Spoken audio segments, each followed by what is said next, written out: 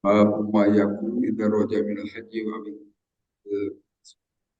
bab terkait dengan apa yang harus diucapkan pada saat kita pulang dari haji atau umroh dari peperangan atau yang pulang haji umroh dari peperangan.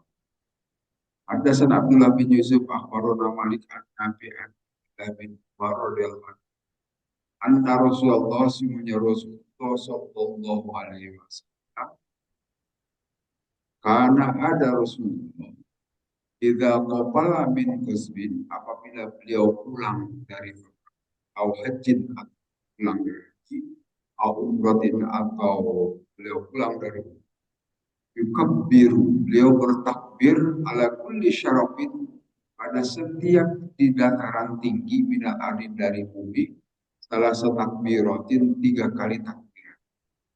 Sumayakulu kemudian beliau mengucapkan la ilaha illallah wahdahu la syarikalah lahul mulku wal hamdu wa huwa ala kulli syai'in qadir ajibun taibun abidun sajidun li rabbina abidun sadaqallahu wa'adahu wa nasrallahu wa hazamal ahzaba. Itu yang diucapkan oleh Rasulullah. Itu ucapan la ilaha illallah, tidak ada Tuhan selain daripada Allah, yang Maha Esa Allah, la syarika, yang tidak ada sekutu baginya. Ini intinya tidak boleh ada kemusyrikan pada saat ataupun peperangan. Kita tidak boleh bawa kerikil dari apa, kerikil dari Musdalifah ataupun dari Mina dijadikan kemusyrikan. Sekedar oleh-oleh jadikan sebagai sekutu Allah itu yang tidak boleh. Nah, inilah hakikatnya haji itu untuk memahaesakan Allah dan tidak untuk menyekutukannya. Lahu milik Allah lah al-mulku kerajaan, walahu dan milik Allah lah alhamdulillah seluruh puji. Wahwa dan Allah itu ala kulli syai'in terhadap segala sesuatu qadirun yang kuasa. Aibun yang kembali kita semua, taibun juga yang bertobat kita semua, abidun juga yang menyembah kita semua kepada Allah. Abid, nah ini hubungan kita dengan Allah itu kita melakukan apa ibadah. Ibadah itu penghambaan, mengecilkan diri kita di hadapan Allah. Jadi bukan istilah pelayanan untuk kita, bukan dilayani, tidak perlu. Jadi yang harus itu adalah kita menghambakan diri, mengecilkan diri dan ibadah. Sajidu yang sujud semuanya di Rabbina kepada Tuhan kita semua, hamidun yang memuji kita semua kepada Allah. Sadaqallah wa'ada telah membenarkan Allah terhadap janjinya, wa nasara abdah dan telah menolong Allah terhadap hambanya, wa hazaba dan telah menghancurkan al-ahzab terhadap kelompok-kelompok wadahu sendiri hanya Allah. Jadi yang harus dibaca, saya kira saya juga tidak membaca dahulu. Ini agak tidak terlalu panjang juga sebenarnya. Ada kaitan dengan ucapan-ucapan takbir, takbir itu tidak. La ilaha illallah la syarikalah lahu ajibun taibun abidun sajidun di rabbina hamid. Sadaqallahu wa'ala wa nasrullah azamat azab. Bacaannya mau berhaji silakan. Itu kalau kita kembali dari ibadah haji, umroh ataupun dari peperangan, silakan dibaca seperti itu. Sekali lagi ini untuk menguatkan ketauhidan memahaesakan Allah. Dan sekali lagi inti kita melakukan ibadah haji melakukan ibadah umroh ataupun perang di jalan Allah dalam rangka memaksakan, tidak boleh menyebutkan, sehingga tidak boleh menyekutukan Allah pada saat kita tawaf oleh sorban. Ya kalau sekedar supaya ingin dapat harumnya nggak apa-apa. Ini jadikan jimat. Dan juga jimat. Para preman juga tuh suka pakai jimat-jimat. Makanya jadikan para preman yang suka menggunakan jimat. Maka justru seharusnya membahasakan Allah inti dari semua. Kemudian hadis berikutnya, babu istiqbalil haji wa al-qadimin masalah sati ala dabbah. Bab menghadapnya orang yang haji yang baru datang. Haddatsana Mu'alla bin Hasan, haddatsana Yazid bin Zurab, haddatsana Khalid an Ibnu Abbasin radhiyallahu anhu. Qala berkata Ibnu Abbas, lamma qadima pada saat datang siapa Nabi sallallahu alaihi wasallam Makkah, istakbalathu maka menghadap kepada Nabi, menyambut kepada Nabi Al-Ghali Ugaili yaitu Bani Abdul Muthalib, anak-anak dari Bani Muthalib, keluarga Nabi juga. Malah maka membawa Nabi mengangkat wahidan seorang baik di depan beliau dan di belakangnya, kalau Walford dan yang lainnya kalau di belakang diangkat ke atas kepala. Satu orang di depan Nabi, satu orang di belakang.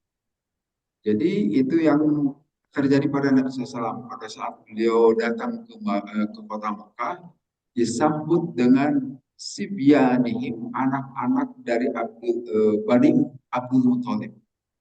Mungkin ya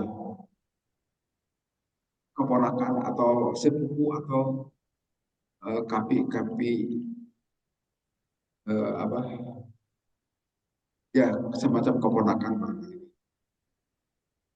Tapi itu dari Bani Muthalib karena memang masih ada keluarga, walaupun tidak semuanya beriman juga keluarga kepada Nabi SAW. Tapi anak-anaknya menyambut kedatangan Nabi SAW. Ini memberi petunjuk kepada kita wal hadis sudah ala tahu il qadim alil haji aisyun bainahuma. Artinya pada saat ada orang yang pulang haji silakan untuk bisa. Kalau ada orang pulang haji di, di selamat datangkan, sambut kita, dan biasanya supaya dapat oleh-oleh juga ya silakan. Boleh saja. Orang yang baru pulang bepergian jauh juga silakan di selamat datangkan barangkali. Babul qudumi bil ghadati, bab kedatangan pada pagi hari. Haddatsana Ahmad bin Al-Hajjaj, haddatsana Anas bin Iyad, Baidillah an-Nafi' bin Umar radhiyallahu anhu.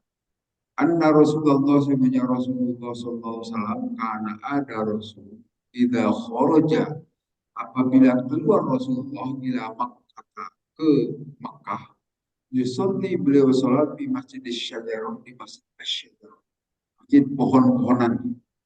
Wa idza roja'a, dan apabila kembali beliau sholat dari Mekah, sholat maka beliau sholat bidil Hulaifah, di Hulaifah.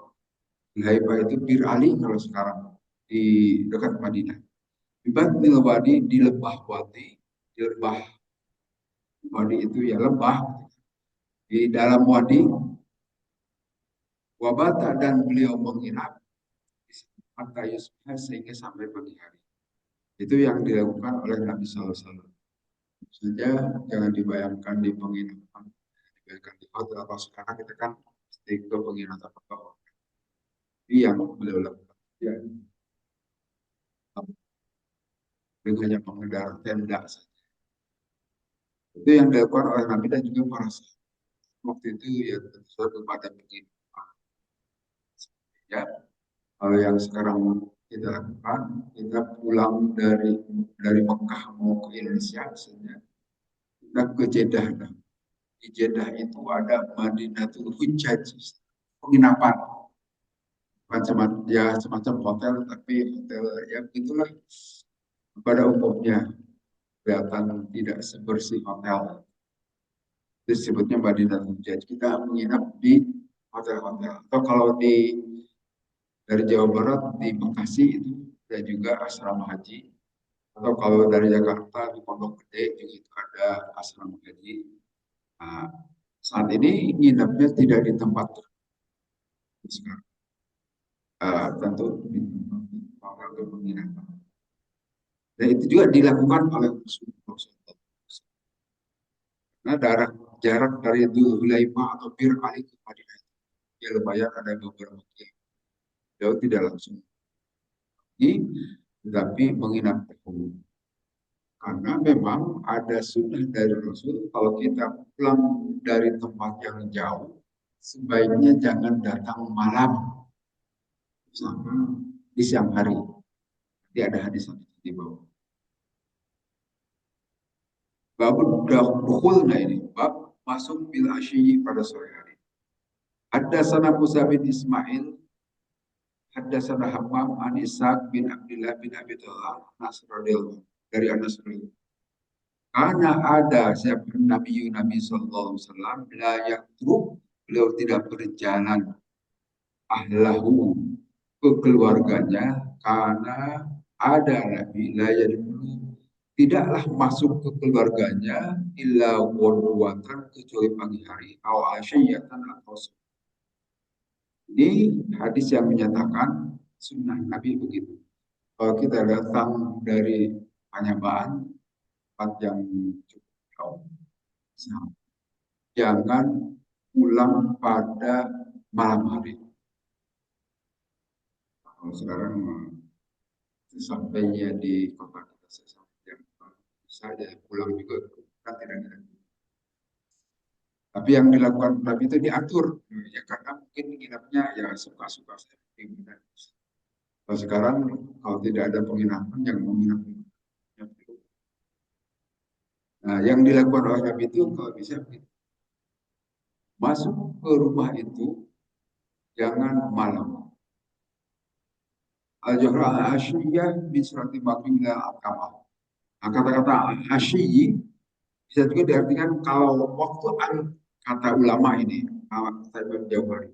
Kalau antara Maghrib dan Isya itu masih masuk kelompok asyi. Asyiya itu artinya sore hari. Itu masih boleh. Yang tidak boleh itu mungkin setelah sholat Isya jam 12 malam. Jadi, mengganggu yang di rumah. Wahabdilah ya min hayyin zawal. Nah, kalau antara Maghrib dan Isya itu menurut penafsiran,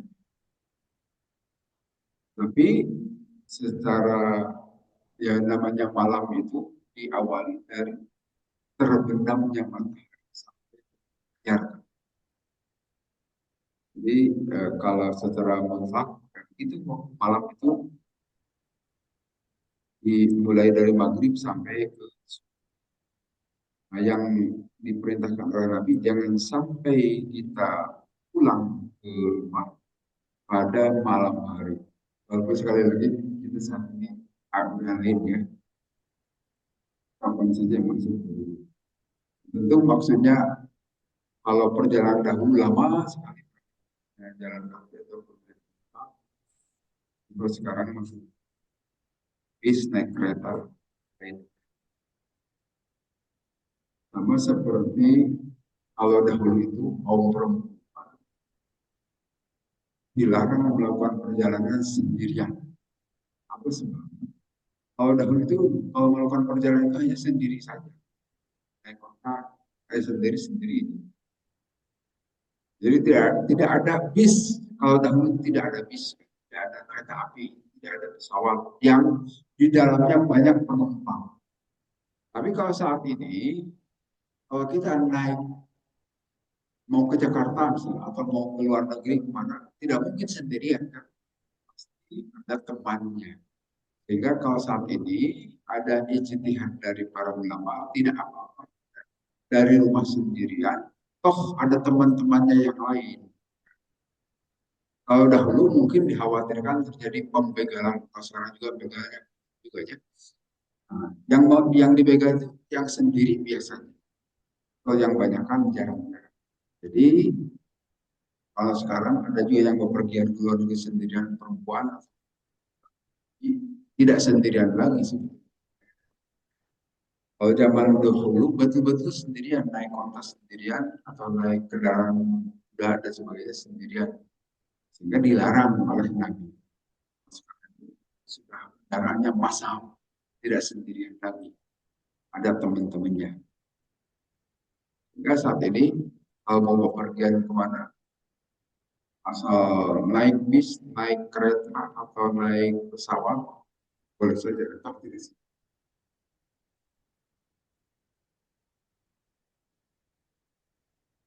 Nah, kemudian hadis berikutnya babun layat balagul Madinah.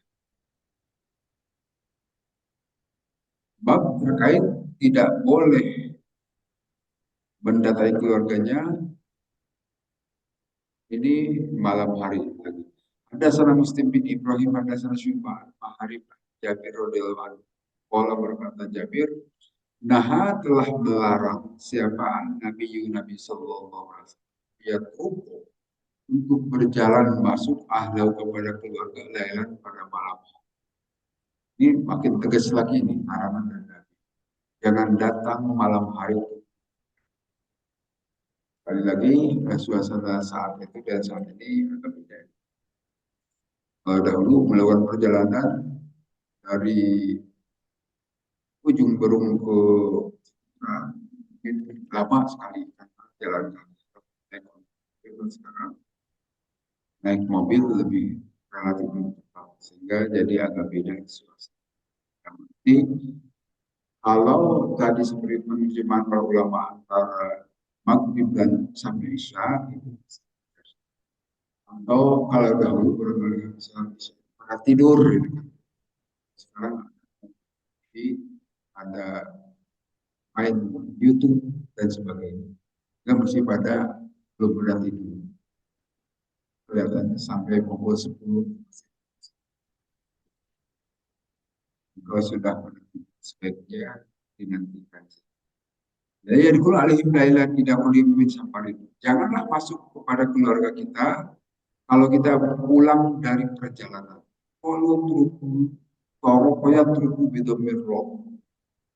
Wa amma kalau bi hadis Allah ayat falu lailan. Jangan datang pada malam hari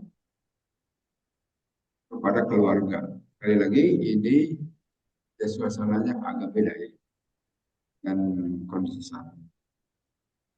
Bisa saja orang mengartikannya lain.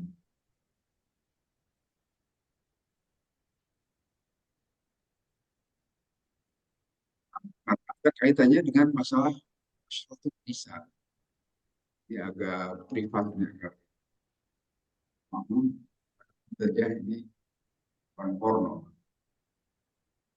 menceritakan suasana mengapa dilarang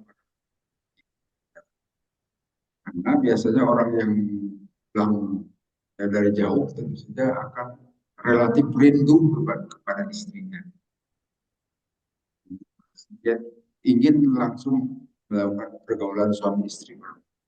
Nah, dikhawatirkan jika datang malam hari istrinya tidak siap. Karena disebutkan di sini harus dalam kondisi rapi dan sebagainya. Orang sedang tidur kan. Jadi sebaiknya dalam kondisi rapi-rapi. Nah, maka sebaiknya jangan malam. Ini disebutkan di sini.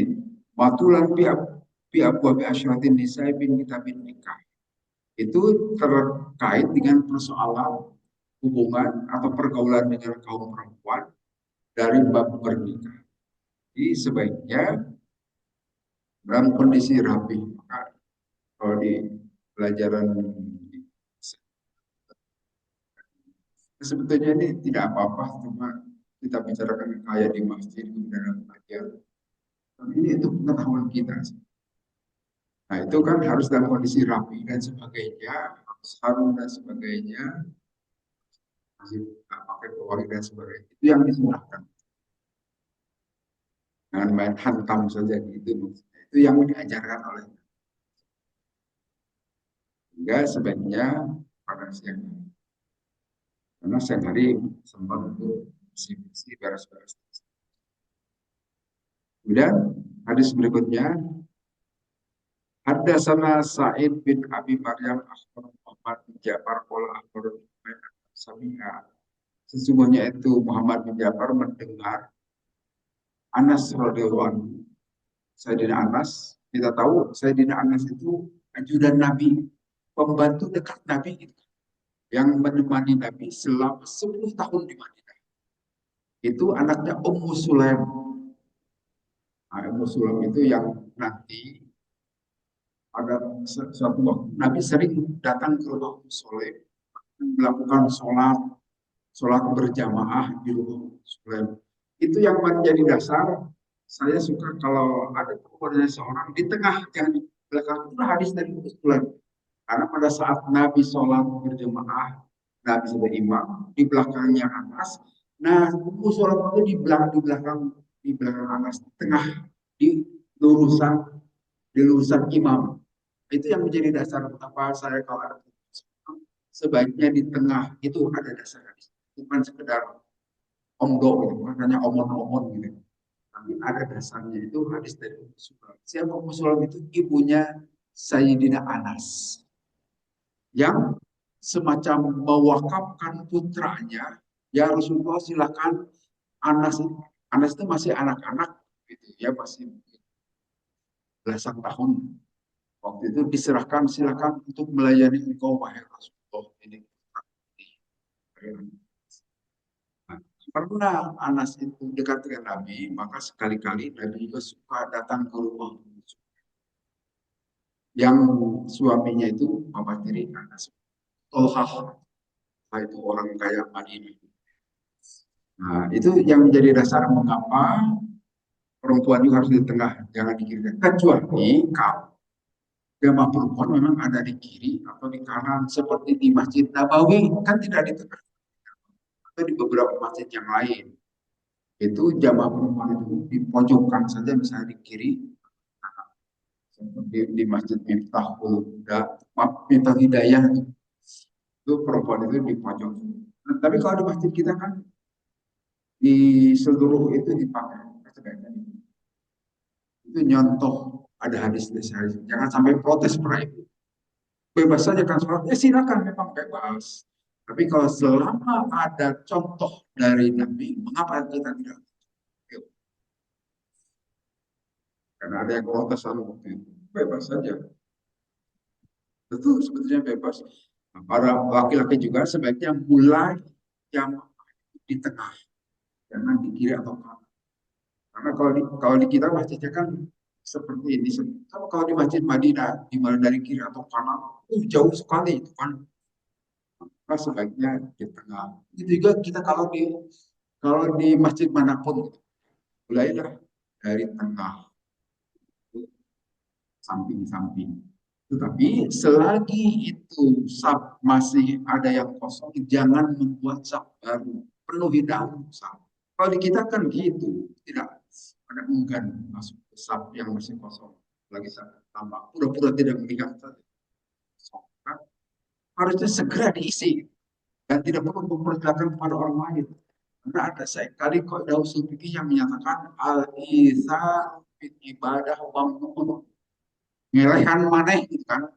Dalam ibadah itu dilarang, tidak boleh. Sehingga kalau rasa kosong, segera isi oleh kita sendiri, jangan diserahkan ke orang lain.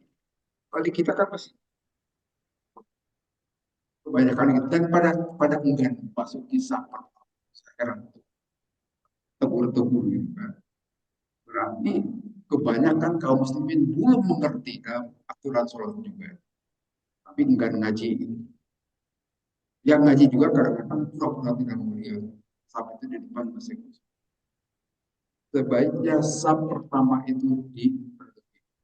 Demikian juga sab-sab berikutnya. Jangan dahulu membuat sab baru sebelum sab di depannya dipenuhi. Kadang sab dua masih ada. Dan Sabtu itu sudah mulai renggang-renggang, tidak beratur. Harusnya dirapatkan. Coba, ya itulah perilaku kaum muslimin di kita. Tidak mengikuti contoh sunnah. Di sini disebutkan karena ada Rasulullah SAW idza qadima apabila beliau datang Absoro maka beliau melihat-lihat darojatil Madinah bagian-bagian yang tinggi dari Madinah rata-rata tinggi doa beliau menyimpan menambahkan kan, yang canggih nah kotahu terhadap kontak beliau kanat dan apabila ada batanda paha beliau gerakan kontak wal Abdu Abdillah berkata Abu Abdillah Jadal Haris bin Umar an-Humaid ar-Rukha bin beliau menggerakkan karena kecintaannya. Hadasan Qutaibah hadasana Ismail an-Humaid an-Anasin dari Anas qala judurodin itu melihat dinding-dinding yang berada di kota Al-Madinah. Nabi memperhatikan seperti itu. Jadi barangkali semacam peduli lingkungan.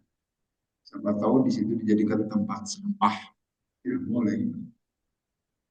Jadikan tempat sampah sembarangan, buang sampah sembarangan. Maka Nabi memperhatikan sekeliling kota Madinah. Jangan sampai dijadikan tempat-tempat yang tidak. Nah, kita juga silahkan saja. Tapi ya kita kan bukan siapa-siapa, rakyat biasa. Jadi boleh-boleh saja. Di lingkungan jangan sampai buang sampah sembarangan dan sebagainya. Harus kondisi bersih barangkali.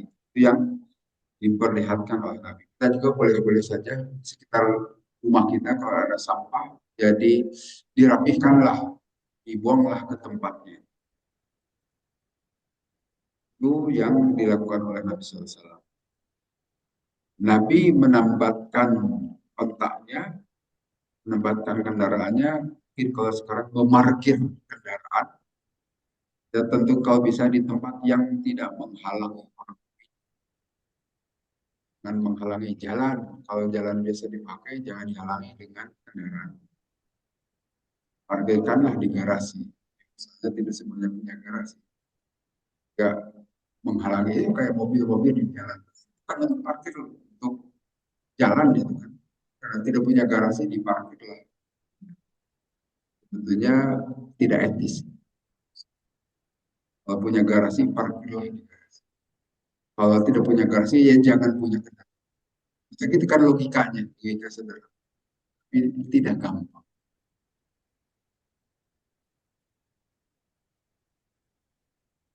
Anan Nabiya sesungguhnya Nabi Sallallahu Alaihi Wasallam karena ada Nabi kita kudim bin safarin panaturu ila jidarotil madinah awal. Nabi apabila tiba beliau dari perjalanan maka beliau melihat-lihat ke dinding-dinding yang ada di kota beliau menempatkan unta di situ baik karena ala damin harakah dan apabila beliau ada dalam kendaraan di dalam tunggangan Arafah menggerakkan beliau karena kecintaannya terhadap kendaraan. Ini juga memperlihatkan perhatian Nabi yang bagus. Artinya, kalau kita punya onta atau punya kendaraan, parkirlah di tempat yang sebaiknya tidak akan melukai itu kendaraan. Ya seperti di parkir di sembarangan jalan, nanti bisa digores itu kan mobil kita oleh yang mewah. Gail gitu kan. Nah, sebaiknya jangan di tempat seperti itu, di tempat yang aman. Karena kecintaan Nabi yang demikian tinggi. Artinya kecintaan di sini memperhatikan kenyamanan. Nah, kalau ini kan makhluk hidup, kontak ataupun yang lainnya. Kalau yang sekarang kan mobil itu kita sebut makhluk. Tetap saja jangan sampai ada yang mengkores kalau bisa. Sehingga parkirlah di tempat yang aman. Ini dilalatul al-fadil Madinah wal masyriati bil waton wal hunain. Nah, ini juga hadis memberikan penjelasan perihal keutamaan kota dan disyariatkannya kita mencintai tanah air. Kan ada pernyataan hubbul waton minal iman. Cinta tanah air itu bagian dari iman katanya. Saya tidak tahu itu hadis atau. Tapi menurut para ulama memang disebutkan ala masyri'ati hubbil waton.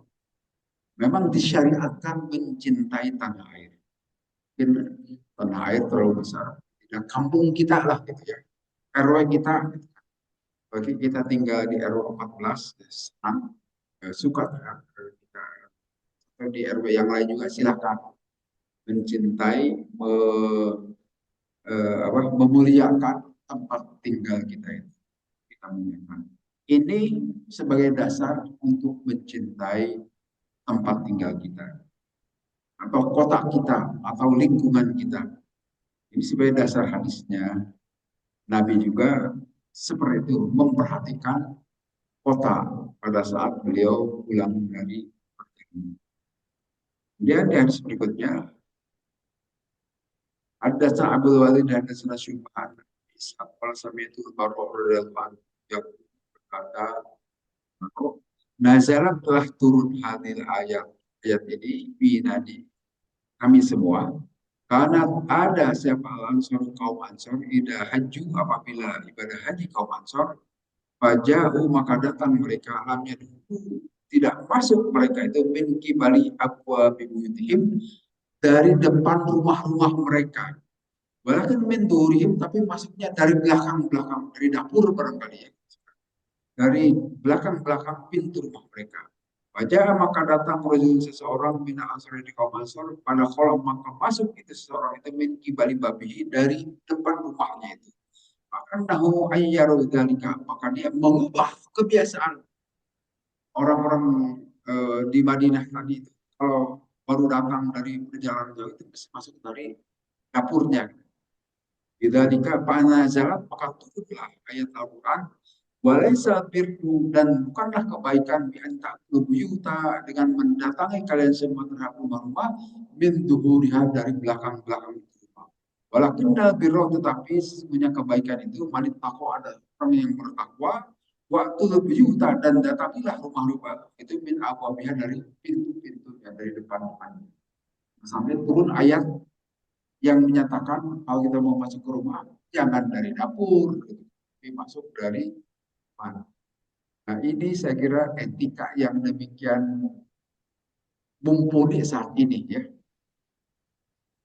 Karena masih diterapkan juga di kita saat ini. Adakah orang tamu kita bertamu dari belakang itu tidak etis, tidak bagus. Sebaiknya kalau kita bertamu datanglah ke depan itu rumah, pintu depan dari rumah.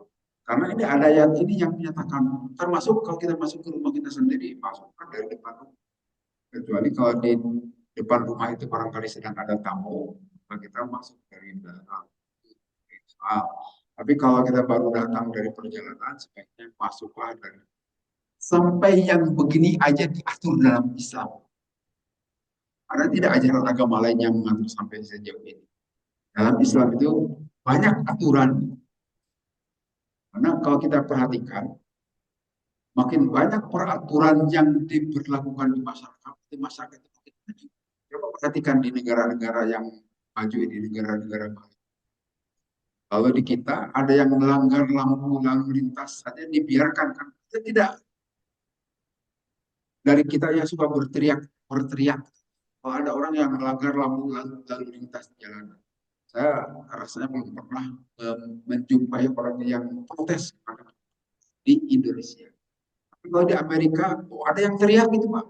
Ada yang melanggar. Jangankan di lalu lintas, yang kencing saja, anak kecil saja kencing di depan toko itu diteriakin.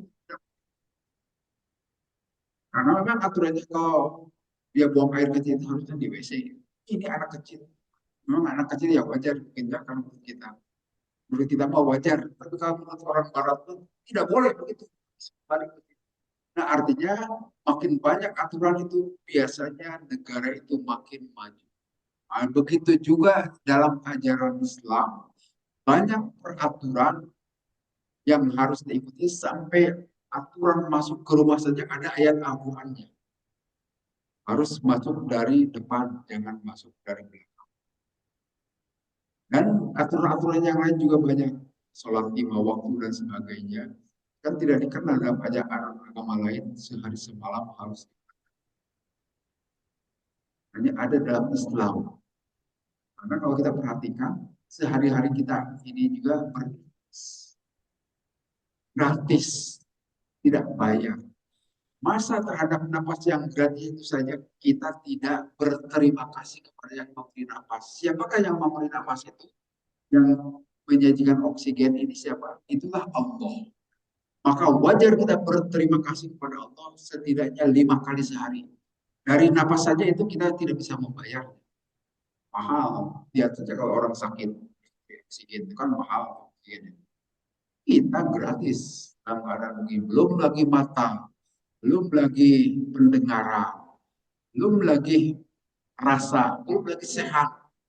Jadi wajar minimal 5 kali sehari kita berterima kasih kepada Allah yang telah menjanjikan.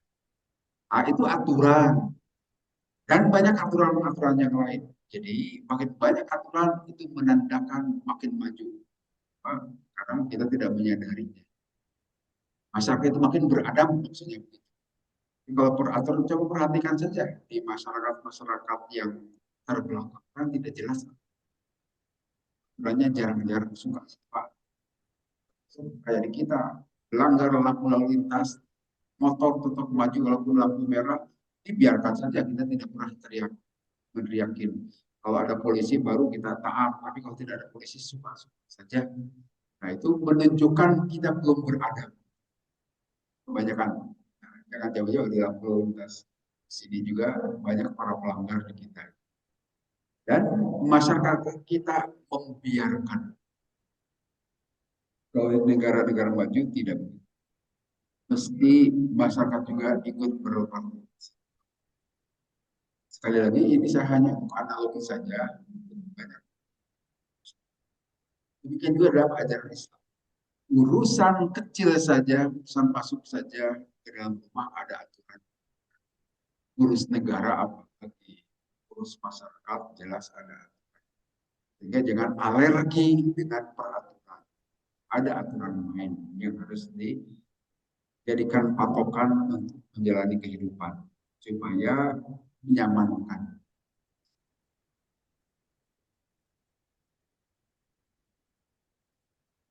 Terus kita hadis berikutnya. Babu safari kita mina adab. Bahwa perjalanan itu sepotong dari siksaan. Itu kata Rasul. Hadasan Abdullah bin Maslamah, hadasan Malik an Syafi an Abi Sa'id Nabi Hurairah dari Abu Hurairah. Anin Nabi dari Nabi Sallallahu Alaihi Wasallam. Pola bersabda Nabi, as-safaru perjalanan itu atun ada sepotong mina azabi dari siksaan. Yamna'u melarang ahadukum salah seorang di antara kalian atau amahu terhadap makan dan minumnya, wanamu dan juga tidur. Faidah kodo, maka apabila sudah selesai dah matahari terhadap keperluannya, Fal ajil maka segeralah ila ahli pulang ke keluarganya. Itu kata Nabi. Ini hadis sahih. Jadi perjalanan itu adalah bagian dari siksaan. Kita suka senang melakukan perjalanan. Kalau di rumah terus bosan juga ingin melakukan perjalanan. Tapi kalau setelah di perjalanan ingin segera pulang, betah juga. Ingin segera pulang. Nah, kita melakukan perjalanan itu kita inginkan. Sifat manusia, bosanan ya. Sifat bosanan begitu. Nah, memang kata Nabi, perjalanan itu sebagian dari siksaan. Karena selama perjalanan, makanan kita jadi tidak beraturan, minumnya juga begitu, kadang-kadang tidurnya juga tidak nyenyak, kan? Karena namanya di perjalanan itu ya bukan milik kita, harus bayarlah di penginapan, cari makan, minumnya juga belum tentu sesuai dengan selera kita, hanya karena kita harus makan, maka kita makan seadanya saja. Itu maka disebut di sini kata Nabi, kit atun sepotong minal adabi dari siksa. Maka apabila selesai urusan di perjalanan, faida qada rahmatahu falyu'ajjil ila ahli. Maka kalau sudah selesai urusan segeralah pulang ke keluarganya. Sekali lagi, hal-hal seperti begini aja ada penjelasannya dari Nabi. Coba perhatikan di ajaran agama lain. Ada tidak yang beginian? Hal-hal yang kecil begini. Mungkin juga kalau kita mempelajari sejarah hidup Nabi kan, yang kita pelajari itu sampai hal-hal detail urusan pribadi juga kita pelajari. Tapi kalau dari tokoh-tokoh besar dunia tidak pernah kita pelajari bagaimana cara Soekarno mandi, bagaimana cara Bung Karno makan, tidak ada. Bagaimana cara Pak Harto merokok dan sebagainya tidak disebutkan hal-hal yang pribadi. Tapi kalau Nabi, bagaimana cara Nabi bergaul dengan istrinya ada hadis. Bagaimana kalau Nabi mandi juga ada hadisnya sampai kita tahu bagaimana cara mandi besar itu mencontoh Nabi karena ada hadisnya dan bedanya di sini ya Nabi dengan tokoh-tokoh dunia yang lain. Kalau tokoh-tokoh dunia itu ya kita memang kenal siapa Hitler, siapa Martin Luther, siapa tokoh-tokoh yang lain tapi tidak merupakan hal-hal pribadi. Kalau Nabi secara rinci diceritakan. Bukan saja pada saat membuat perjanjian politis, perjanjian Hudaibiyah dan sebagainya. Bagaimana cara Nabi mandi, bagaimana cara Nabi makan, bagaimana cara Nabi mempergauli istrinya, itu kita bisa mempelajari pelajaran-pelajaran dari beliau. Jadi sekali lagi, safar itu perjalanan yang tidak menyenangkan.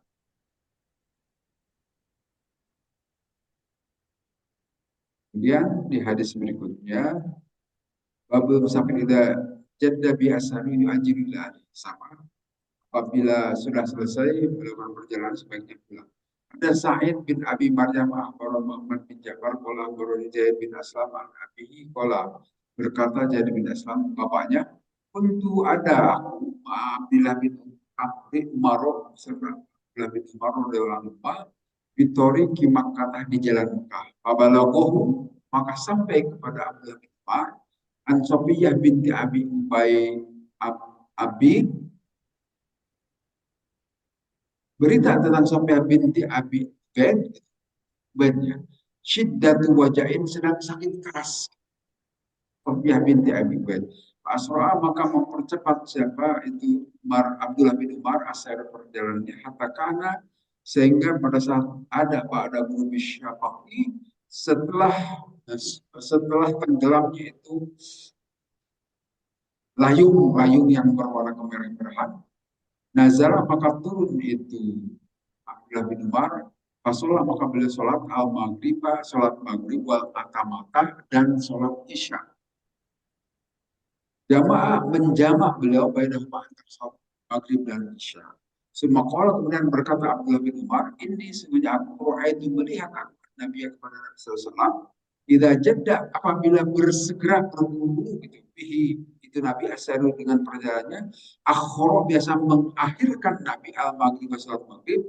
Wa jamaah dan menjamak Nabi bainahuma antara maghrib dan isya. Jadi ini pelajaran dari Sayyidina Abdullah bin Umar yang beliau melakukan jama takhir berarti ya, maghrib digabung pada isya. Sebetulnya beliau bisa saja melakukan sholat maghrib, tetapi karena ingin segera menemui Sofiyah binti Abi Ubaid, gitu kan, beliau sedang sakit keras, maka segera beliau pada saat maghrib tidak menghentikan perjalanan, tapi nanti saja mau sholat maghrib pada saat sampai di Sofiyah binti Ubaid. Nah itu boleh. Sampai sekarang juga masih boleh Pak. Jadi kalau kita misalnya pergi dari rumah pukul 11, nah nggak apa-apa sholat zuhur nanti diakhirkan saja pada sholat asar. Itu kemudian. Tapi kalau kita perginya pukul setelah zuhur, katakanlah pukul 1. Nah boleh juga sholat asarnya itu ditarik di jamaah takdim ke sholat zuhur silahkan. Kalau kita mau pergi, ya pergi jauh biasanya. Silahkan di jam takdim saja supaya nanti asar tidak perlu sholat pergi karena sudah ditanya. Tapi kalau kita misalnya perginya sebelum zuhur, maka boleh saja zuhurnya juga nanti diakhirkan saat sholat asar. Atau maghrib dan isya juga begitu. Bila kita perginya sebelum maghrib, nggak apa-apa. Maghrib itu nanti ditarik ke isya. Atau kalau kita pergi setelah maghrib, isya yang ditarik ke maghrib. Jadi ada kepraktisan sebetulnya. Juga aturan. Nah demikian juga apakah kita mau sholat sempurna 4 rakaat? Boleh. Tapi kalau kita mau kosor dijadikan 2 rakaat juga silahkan. Hanya nanti ada ketentuan kalau kosor itu sebaiknya di perjalanan.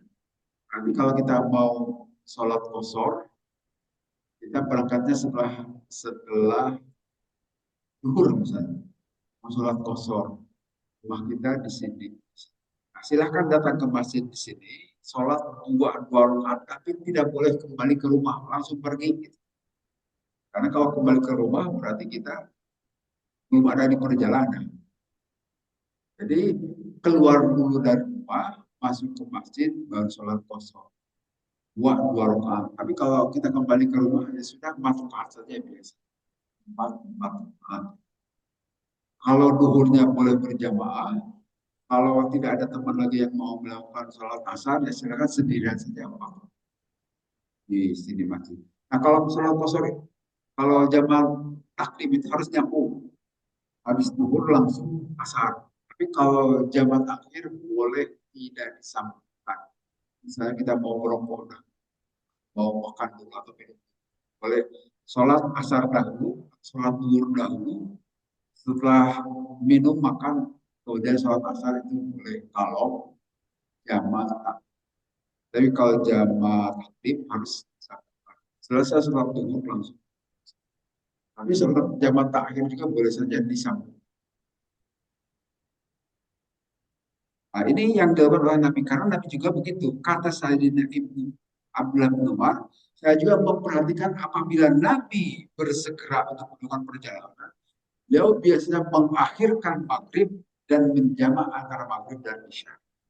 Jadi itu silahkan, itu ke rukhsah atau dispensasi dari Nabi kita untuk melakukan jamaah. Terutama kalau kita melakukan perjalanan, silahkan tidak perlu sholat saja nanti di tempat tujuan. Tapi yang tidak boleh di jamaah kosor itu sholat subuh. Subuh itu tidak boleh jadikan 1 rakaat, 2 rakaat, dan tidak boleh dialihkan ke waktu lain kecuali pada waktu. Dan kalau duhur asar, maghrib bisa itu bila boleh diubah. Dan maghrib juga tidak boleh dijadikan 1,5. Tapi kalau duhur, asar, dan isya boleh dijadikan. Itu penjelasan di hadis ini yang diterapkan oleh Abdullah bin Umar dengan mencontoh dari Nabi Sallallahu Alaihi Wasallam. Ini menceritakan ini Pak, bahwa selesailah kitab umroh dibahas tadi dengan 40 hadisan, ada 40 hadis. Al-mu'allaku minha arba'atun, yang terkait ada yang 4, wa baqiyah usul al-muqarrar. Itu keterkaitan dengan masalah umroh yang diulang-ulang fi mamadu ahada wa asyura, dari sekitar 21 hadis. Jadi ya Bapak Ibu semua tidak menyadari, tapi di sini tamma al-juz salis. Selesai dah jilid yang ketiga. Nanti insya Allah pada jilid berikutnya wayali insya Allah al-juz robi. Berikutnya adalah nanti juz atau jilid yang keempat dan nanti ada berapa jilid? Harus di Fathul Bari ini ada 13 jilid. Jadi masih 10 jilid lagi, masih panjang. Sampai di sini saja saya kira kita pada hari ini.